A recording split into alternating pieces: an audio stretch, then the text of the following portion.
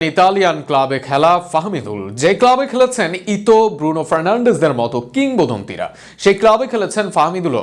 দেশের টানে এই তরুণ ইতোমধ্যে যোগ দিয়েছেন বাংলাদেশ দলের সঙ্গে।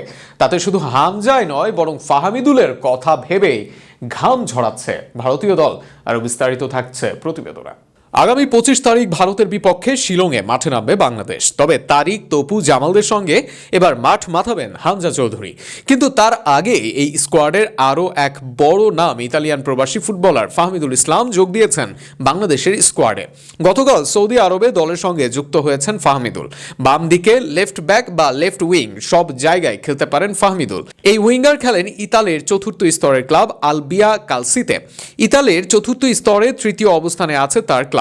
সেখানে নিয়মিত সুযোগও পান তিনি মুগ্ধ করেন তার গতি, ফুটওয়ার্ক, ক্রস দিয়ে। দুর্দান্ত ফুটওয়ার্ক ও ড্রিবলিং আপনাকে মনে করাবে নেইমার, ইয়ামালদের। একই সঙ্গে ক্রস এবং ডিফেন্সে এসে ক্লিয়ারেন্সটাও করতে পারেন ফাহমিদ। ওয়ার্ক রেটেও বেশ দক্ষতার পরিচয় দিতে পারেন। তবে ফাহমিদের সবচেয়ে নজর কাড়া বিষয় দুটি। ফাহমিদের বয়স মাত্র 18 বছর।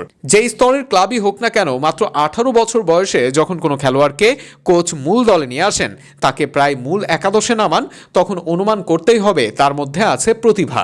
এই বিষয়টি নজর কেড়েছে বাংলাদেশ কোচ হ্যাভিয়ার কাব্রেরারও। বয়স কম হলেও ইউরোপের লিগে সিনিয়র দলে খেলার গুরুত্ব ভালো করেই বোঝেন ইউরোপে বেড়ে ওঠা এই কোচ।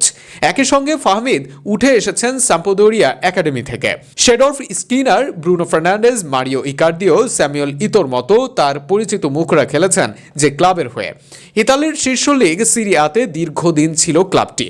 হয়তো ক্যারিয়ারে এই বয়সে আরো অনেক দূর যেতে পারতেন ফাহমিদুল। তবে ইনজুরির কারণে ইতালির শীর্ষ পর্যায় থেকে যেতে হয় চতুর্থ বিভাগে। ফাহমিদুলের বয়স কম, প্রতিভার আছে ফুলঝুরি। আগামী দিনে বড় বিপদ না হলেও অন্তত ইতালিতে শীর্ষ পর্যায়ে ফুটবল খেলার যোগ্যতা আছে ফাহমিদুলের।